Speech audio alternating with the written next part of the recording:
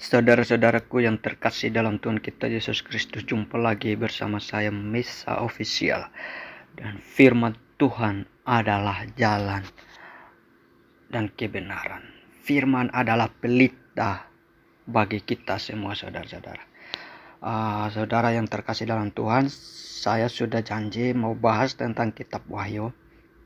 Dan saya akan bahas di kitab Wahyu 6.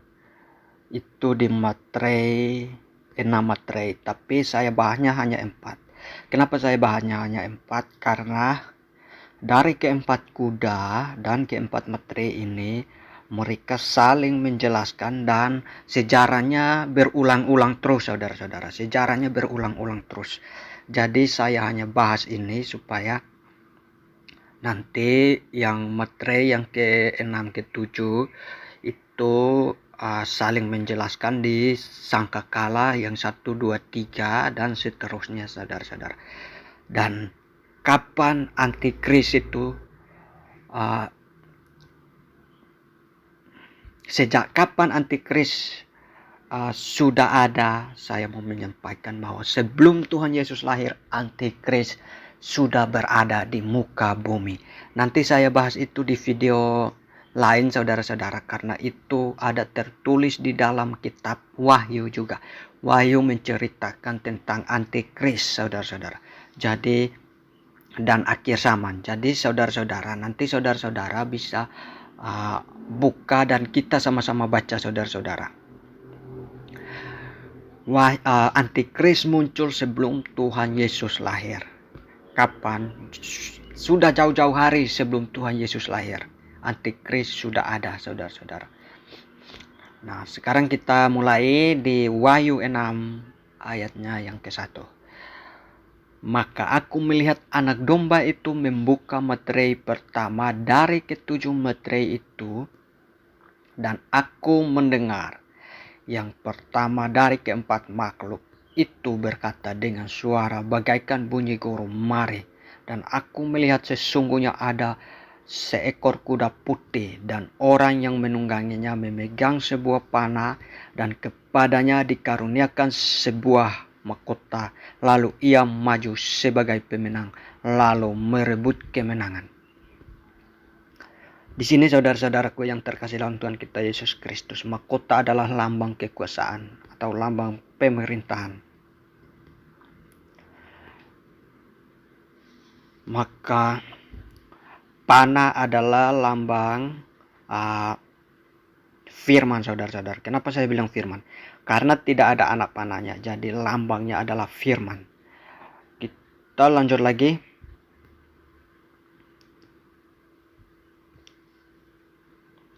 Dan kuda putih adalah suci. Di sini saya mau menyampaikan siapa yang menunggangi kuda putih itu. Dia adalah yang menulis kitab Wahyu, Yohanes. Kenapa saya bilang Yohanes? Kita kembali lagi ke Wahyu 2 saudara-saudara. Wahyu 2. Di Wahyu 2 ayatnya yang ke-1. Yohanes menuliskan surat kepada jemaat di Efesus, dan kepada jemaat di Smyrna, kepada jemaat di Pergamus, kepada jemaat di Tiatira, kepada jemaat di Sardis, kepada jemaat di Philadelphia, kepada jemaat di Laodikia. Maka dengan firman yang Yohanes kirimkan ke 7 gereja itu, maka mereka memenangkan firman di 7 gereja itu. Jadi yang memenangkan semua itu adalah Yohanes. Kenapa saya bilang Yohanes saudara-saudara? Karena dengan firmanlah Yohanes, dengan firman Tuhanlah Yohanes memenangkan semua itu, karena diberikan sebuah mahkota. Apa kata Tuhan Yesus? Ketika aku ingin membiarkan orang ini hidup sampai aku datang kembali pun, itu bukan urusanmu. Ikutlah aku. Maka Yohaneslah yang memegang mahkota. itu mahkota di dunia ini, saudara-saudara. Setelah itu dia berputar lagi, saudara-saudara. Jadi setelah mahkota dipegang oleh Yohanes, dia pindah lagi ke Roma. Kenapa saya bilang Roma? Saudara masih ingat perang salib? Perang salib. Perang salib itu pada saat itu Bizantium, Roma mengirim pasukan pertama untuk membantu Bizantium, tapi karena kekayaan Bizantium sehingga pasukan-pasukan yang Roma kirimkan menarik perhatian dari kekayaan Bizantium sehingga mereka menyerang balik Bizantium. Dan pada saat mereka menyerang balik Bizantium atau yang disebut Hagia Sophia, gereja Hagia Sophia, maka kekuatan dari Bizantium Hagia Sophia itu lengah, maka Muslim dapat merebut gereja tersebut. Nah, pada saat Muslim merebut gereja tersebut, Muslim mulai berkuasa, akhirnya hampir memenuhi dunia, saudara-saudara. Maka pada saat itu Roma menggerakkan kembali pasukannya itu pada tahun 1000 lebih, saudara-saudara. 1100 berapa atau 990 berapa itu, saudara-saudara. Nanti saudara bisa cari di sejarah jatuhnya Bizantium atau Hagia Sophia ke tangan Muslim. Setelah itu Roma menggerakkan ulang kembali pasukannya dengan julukan perang salib. Maka Roma mengatakan bahwa kita saling perang tidak ada untungnya, mendingan kita perang salib. Dan perang salib itu diadakan di Yerusalem untuk merebut kembali tempat-tempat kudus di Yerusalem. Nah, pada saat perang salib itu Roma memukul mundur pasukan Muslim. Maka di situ Roma memegang mahkota tersebut. Nah, mahkota diserahkan kembali lagi ke Roma. Mahkota diserahkan kembali lagi ke Roma dan sejarahnya panjang, saudara. Nanti kita melihat, saudara, sejarah-sejarahnya panjang. Setelah kembali ke Roma, habis itu kembali lagi ke, saudara masih ingat yang namanya Uni Soviet. Setelah Uni Soviet, Amerika Serikat. Setelah Amerika Serikat, nanti yang terakhir siapa yang berhak mendapatkan Israel, berarti dia memegang mahkota tersebut. Nanti saya ceritakan selanjutnya, saudara-saudara. Kenapa? Karena yang berhak mendapatkan mahkota berasal dari Israel, maka mahkota akan kembali ke Israel. Siapa yang memegang mahkota di Israel, dia berhak menguasai dunia, saudara-saudara.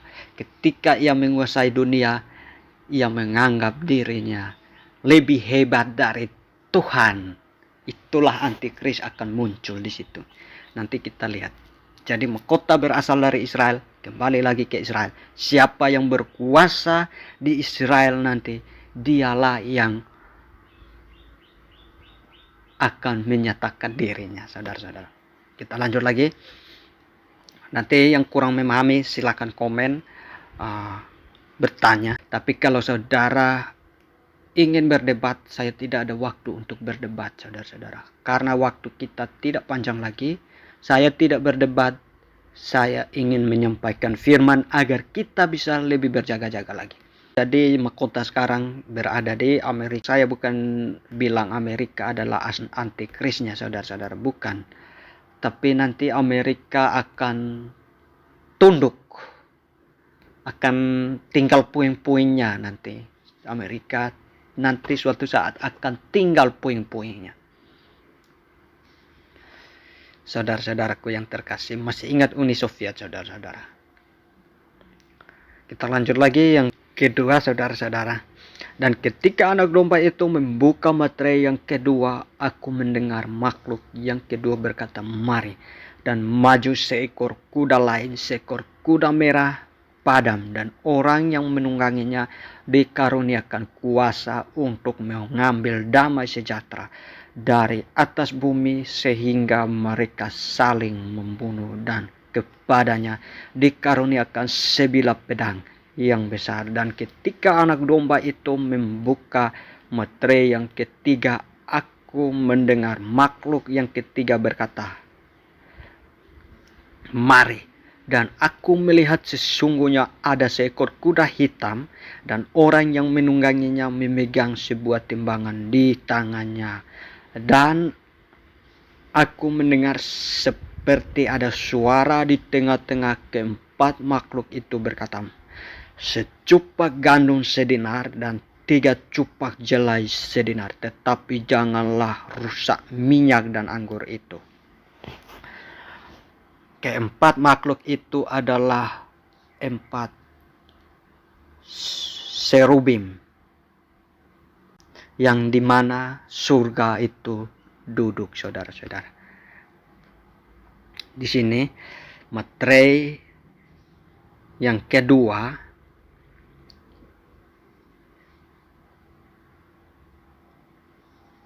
ini kuda merah padam,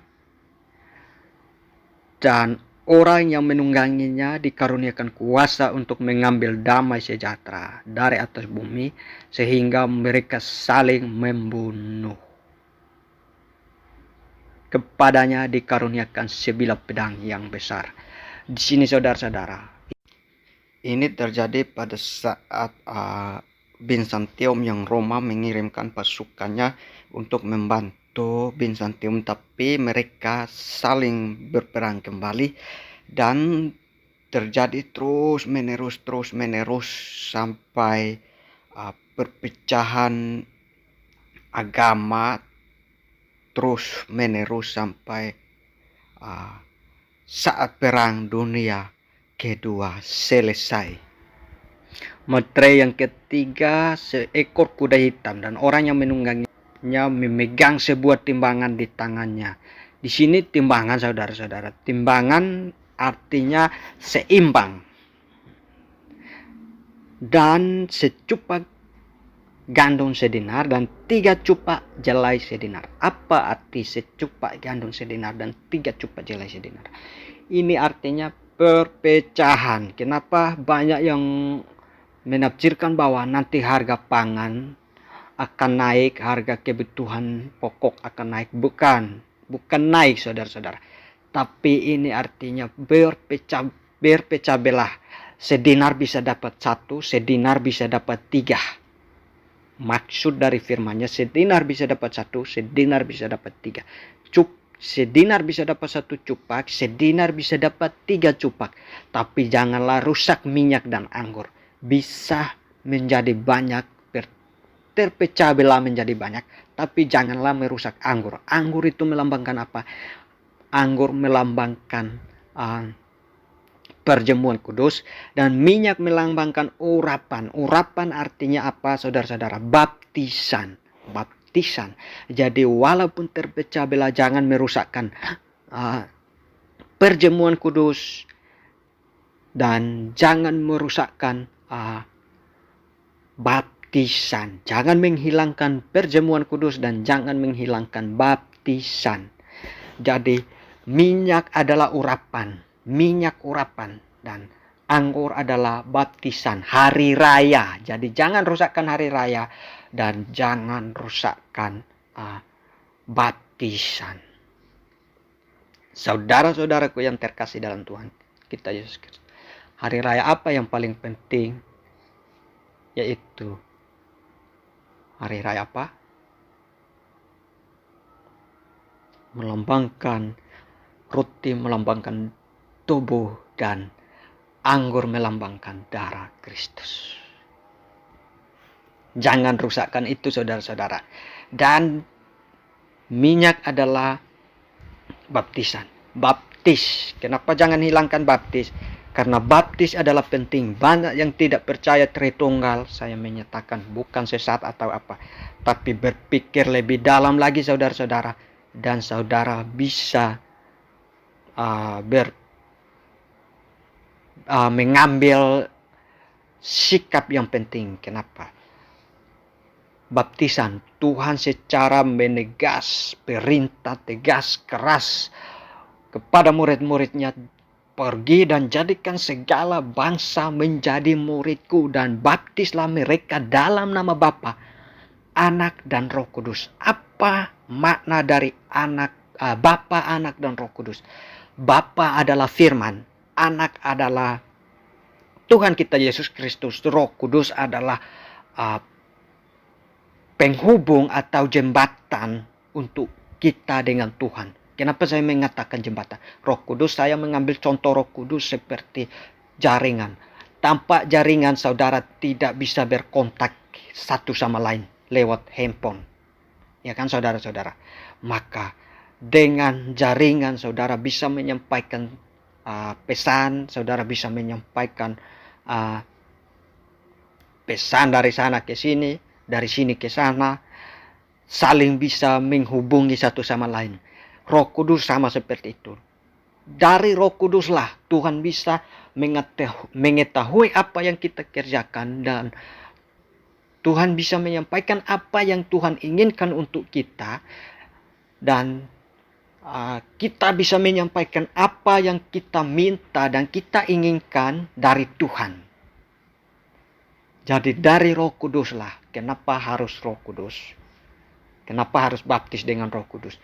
Dengan baptisan, aku baptiskan engkau dalam nama Bapa, Anak dan Roh Kudus. Itu artinya aku nyatakan bahwa firman Tuhan, Yesus Kristus, dan Roh Kudus bersemayam dalam diri saudara. Jadi tanpa baptisan itu saudara tidak hidup dalam Kristus. Tanpa ketiga itu saudara tidak hidup dalam Kristus. Jadi yang tidak membaptis dengan Bapa, Anak dan Roh Kudus, berhati-hati. Saya bukan mengajarkan sesat. Itu perintah keras. Dan yang tidak percaya ketiga itu berhati-hati. Kenapa? Itu perintah keras. Kenapa perintah keras? Tanpa firman kita tidak bisa mengenal Tuhan Yesus Kristus. Tanpa Tuhan Yesus tidak ada firman. Tanpa Roh Kudus saudara tidak bisa berinteraksi dengan Tuhan, dan Tuhan tidak bisa berinteraksi dengan saudara. Jadi tiga-tiganya berperan penting dalam satu.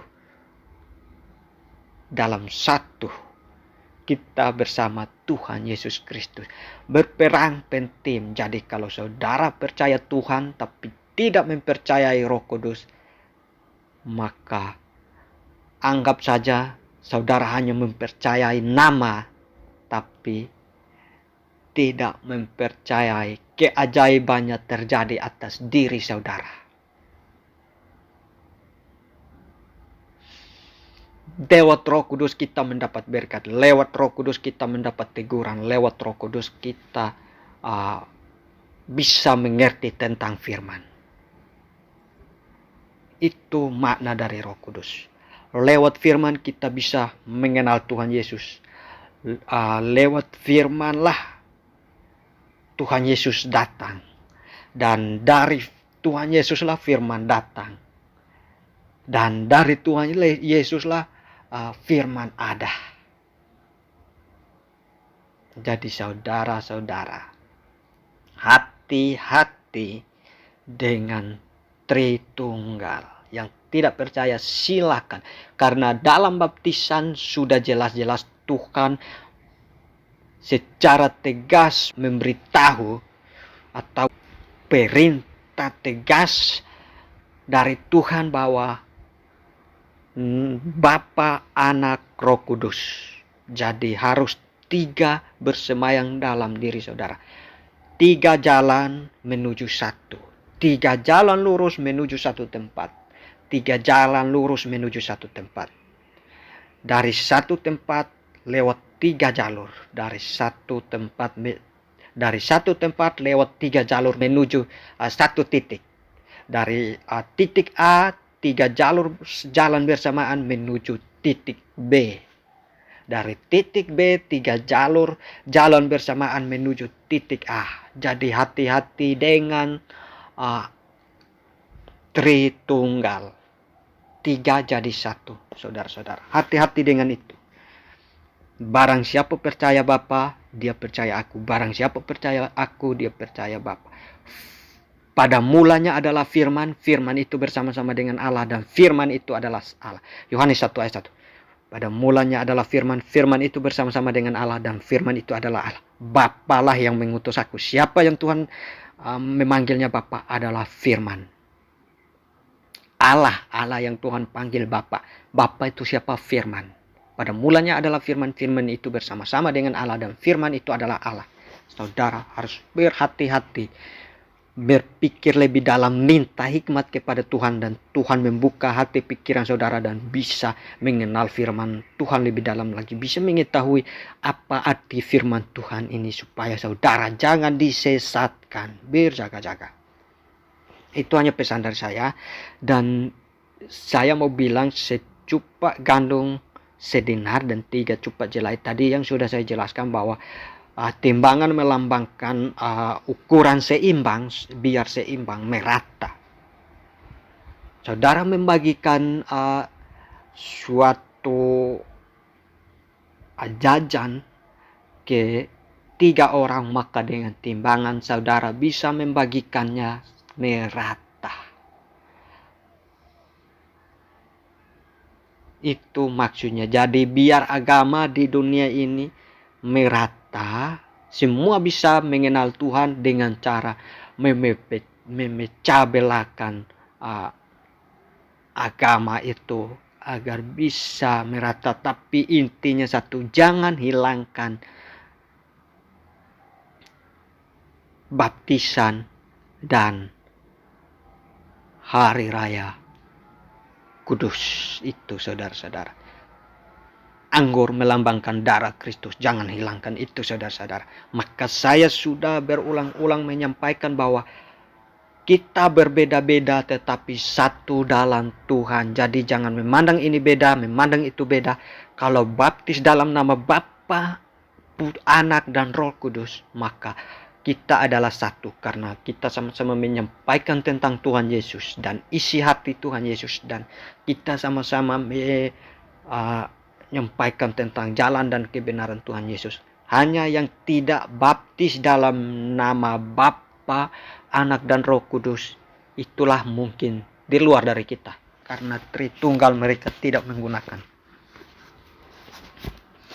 Hanya itu yang saya sampaikan, dan kita lanjut lagi materi yang keempat. Dan ketika anak domba itu membuka materi yang keempat, aku mendengar suara makhluk yang keempat berkata, "Mari."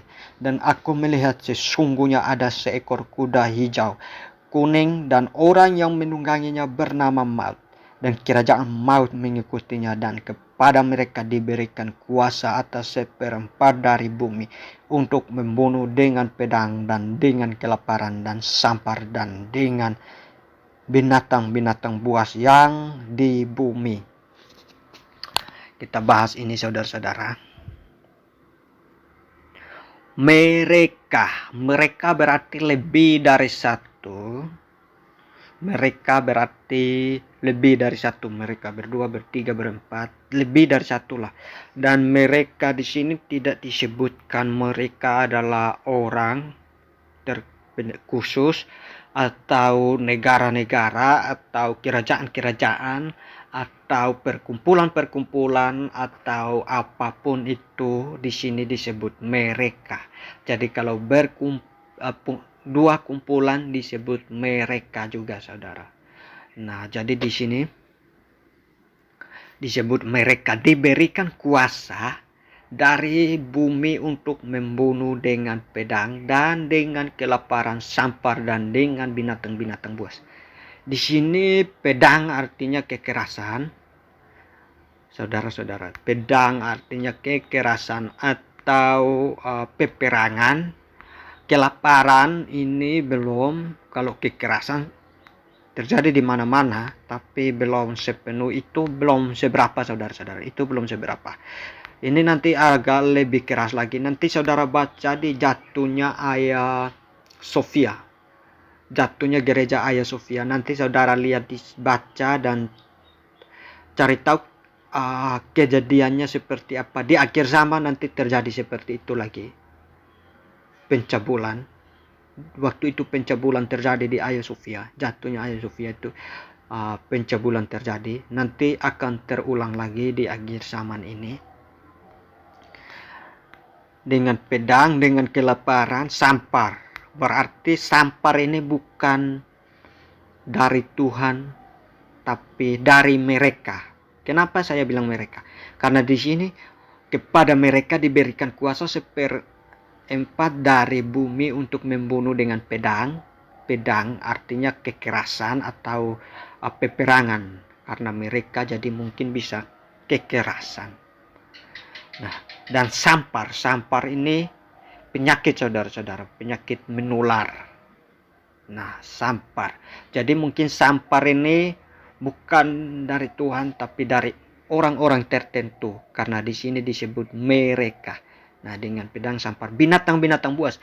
Binatang buas nanti saudara lihat ada film ini. Saya pernah minta hikmat dan minta petunjuk dari Tuhan pada waktu saat lockdown, dan saya setiap hari menghabiskan waktu saya bersama Tuhan, berdoa, bersujud, berpuasa, menyembah dan merenungkan firman Tuhan. Saya habiskan waktu saya bersama Tuhan, dan Tuhan membukakan sedikit untuk saya, sedikit demi sedikit, maka semuanya saya melihat terjadi dengan sejarah detail terus menerus dan sampai pada akhirnya. Dan saya mau menyampaikan binatang-binatang buas ini bukan binatang sesungguhnya, saudara-saudara, tapi ini adalah binatang-binatang manusia yang dirubah sifat dan perilakunya seperti binatang, saudara-saudara. Kenapa seperti binatang? Kan saya sudah bilang, saudara. Nanti saudara baca Hagia Sophia, ketahuilah apa yang terjadi pada saat kejatuhan Hagia Sophia, apa yang terjadi di dalam gereja itu. Nanti saudara lihat pencabulan, saudara-saudara, binatang. Maka kalau orang membuat tidak senonoh, kita mengatakan hati dan pikiranmu seperti binatang. Binatang inilah yang dimaksud, saudara-saudara. Jadi binatang bukan menganiaya sembarang orang, dan binatang ini adalah pencabulan di mana-mana. Binatang-binatang buas berarti jahat, saudara-saudara. Orang-orang jahat, binatang-binatang buas, orang-orang yang dirubah hati dan pikirannya sudah dimodifikasi sedemikian rupa, saudara, seperti film kanibal, saudara-saudara, kanibal, saudara-saudara. Nanti saudara akan mengetahui kedepannya terjadi atau tidak, nanti saudara bisa mengetahuinya. Buas yang di bumi. Jadi saudara-saudara, yang di bumi, binatang buas apa yang di bumi, saudara-saudara? Itulah binatang buasnya yang di bumi. Yang di bumi ini siapa? Manusia yang di bumi. Manusia yang tinggal di bumi. Manusia yang berkuasa atas bumi. Binatang-binatang buas yang di bumi. Nah, di sini nanti saudara akan melihat sendiri siapa dan bagaimana terjadi, dan kapan semua itu terjadi. Sudah hari tahun detail sudah dituliskan di Alkitab, tinggal kita menghitungnya. Dan saya mau bahas lagi sedikit tentang munculnya antikris itu. Sejak kapan munculnya antikris? Sebelum Tuhan Yesus lahir sudah ada. Nanti saya akan membahas itu, antikris itu muncul dari kapan. Saya hanya menyampaikan satu. Pada saat pembuangan orang Israel ke Babel, dan Babel ditaklukkan oleh Media Persia, dan waktu pada saat itu Media Persia menyuruh ke bangsa Israel pulang, membawa kembali benda-benda bait suci, dan bangun kembali bait suci, dan mereka beribadat kepada Tuhan. Nah, di situ apakah yang pulang hanya orang-orang Israel saja? atau bangsa Babel separuh ikut pulang, saudara-saudara? Itu pertanyaan penting buat kita semua, nanti jawab di kolom komentar. Yang pulang hanya bangsa Israel atau orang-orang Babel juga ikut pulang? Kalau saya, orang-orang Babel ikut pulang. Nanti saudara berikan jawaban saudara di kolom komentar. Kalau menurut saya, orang-orang Babel juga ikut pulang. Kenapa saya bilang orang-orang Babel ikut pulang? Karena pada saat media Persia berkuasa di Babel, tidak mungkin orang-orang yang hebat di Babel itu ingin terus menetap di Babel, diperbudakkan, saudara-saudara. Maka dengan cara satu-satunya mereka banyak tawanan-tawanan dari bangsa-bangsa yang Babel tawan di kota Babel, dan pasti mereka terbagi dan terpecah belah dan ikut bangsa-bangsa lain untuk pergi meninggalkan Babel agar mereka tidak diperbudakkan oleh Persia dan Media. Nah, disitulah bangsa Israel waktu saat pulang, orang-orang Babel yang suka menyembah berhala dan suka ini tidak mengenal tentang firman Tuhan, tidak mengetahui tentang firman Tuhan, dan tidak mengerti tentang firman Tuhan, itu mereka juga ikut bersama-sama bangsa Israel ke tanah Israel. Nah, dari situlah munculnya Israel membangun bait suci, dan bergilir berapa tahun kemudian setelah itu baru Tuhan Yesus dilahirkan, dan Tuhan Yesus selama mengajar. Apakah saudara percaya bahwa imam-imam besar itu adalah asli bangsa Israel atau bukan? Kalau menurut saya bukan, saudara-saudara. Kalau mereka bangsa Israel, mereka mengetahui firman dan percaya Tuhan Yesus adalah Tuhan. Kenapa saya bilang mereka bukanlah bangsa Israel? Karena mereka bukan bangsa Israel, dan mereka tidak percaya. Sudah dari awal mereka tidak percaya bahwa ada Tuhan yang akan turun. Kenapa? Sejak Tuhan Yesus mengajar di bangsa-bangsa, saudara-saudara, di bangsa Israel, Tuhan Yesus memberitakan firman di bangsa Israel. Apa yang Tuhan Yesus menyampaikan, saudara-saudaraku yang terkasih dalam Tuhan kita Yesus Kristus, di situ Tuhan secara tegas menyampaikan, dan banyak orang yang percaya. Waktu Tuhan mengajar di bait suci dan ingin mau ditangkap, pada saat itu mereka bangsa Israel yang asli menyatakan bahwa apakah Mesias datang, ia bisa membuat mujizat lebih besar dari orang ini. Itu adalah bangsa Israel yang percaya akan mujizat Tuhan, maka mereka percaya bahwa Tuhan Yesus adalah Tuhan. Tapi karena orang-orang Babel yang tidak pernah mengalami mujizat Tuhan, maka mereka tidak akan percaya, mau sampai kapanpun tidak akan percaya bahwa Tuhan itu ada, saudara-saudara. Bahwa Tuhan itu ada. Karena mereka tidak mengalami dan mereka tidak mengerti memperdalamkan firman. Kenapa mereka tidak mengerti? Hanya satu imam yang saya percaya bahwa dia adalah orang Yahudi asli. Kenapa? Yaitu Imam Nikodemus.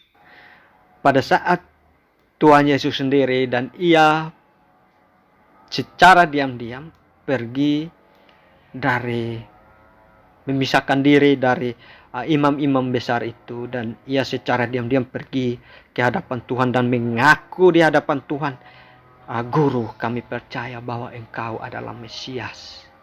Kenapa dia secara diam-diam? Karena dia takut dengan penguasa-penguasa bait suci, maka dia secara diam-diam, karena yang penguasa di bait suci itu bukanlah orang Israel tapi orang luar, saudara-saudara. Maka dari situlah muncul antikris. Apakah hanya dari situ muncul? Sebelum dari situ juga sudah ada. Nanti saudara saya jelaskan dari mana, karena sudah di Wahyu sudah menjelaskan tentang antikris itu berawalnya dari mana, dan di manakah mereka sekarang pun mereka ingin menguasai. Karena dari dulu mereka ingin menguasai. Mereka tidak percaya adanya Tuhan, saudara-saudara. Dan mereka ingin menguasai. Jadi nanti saudara-saudara lihat. Binatang yang ada, yang sudah ada namun tidak ada dan akan muncul lagi. Dan tahun-tahun secara detail saya mempelajari sejarah. Apa yang saya baca, saya mencari sejarah kejadian pada saat tahun itu memang jelas-jelas terjadi. Jadi saudara, nanti saya akan jelaskan ini di grup rahasia saya, karena ini rahasia saudara-saudara. Ini rahasia. Saya tidak mau berdebat. Jadi saya hanya ingin menyampaikan firman. Kalau ingin mengetahui lebih dalam lagi, nanti saya kirimkan link WA saya dan saudara bisa mengetahui lebih dalam lagi. Dimanapun mereka berada, mereka ingin menguasai dunia terus. Nanti saudara akan mengetahui posisi mereka di mana-mana sekarang mereka berada. Mereka duduk sebagai apa.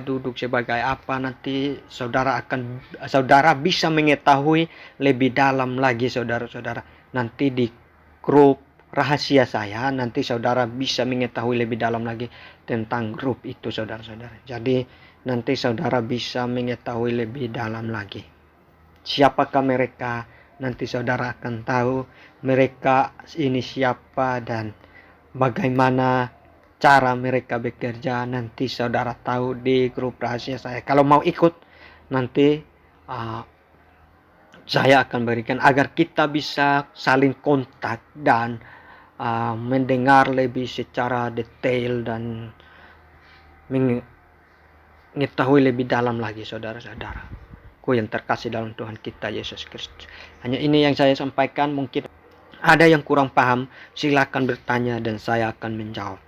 Ingat saudara-saudara, bagikan, subscribe agar YouTube bisa menyarankan buat saudara-saudara kita yang membutuhkan firman Tuhan.